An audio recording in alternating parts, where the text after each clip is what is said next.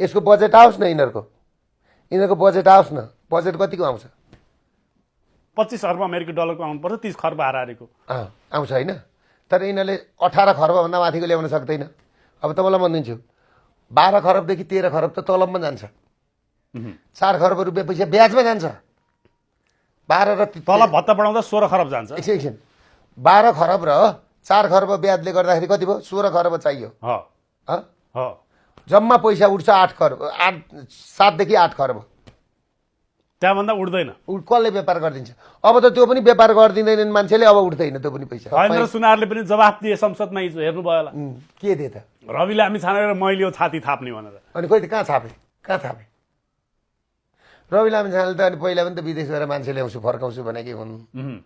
मैले गरेकै होइन भन्छन्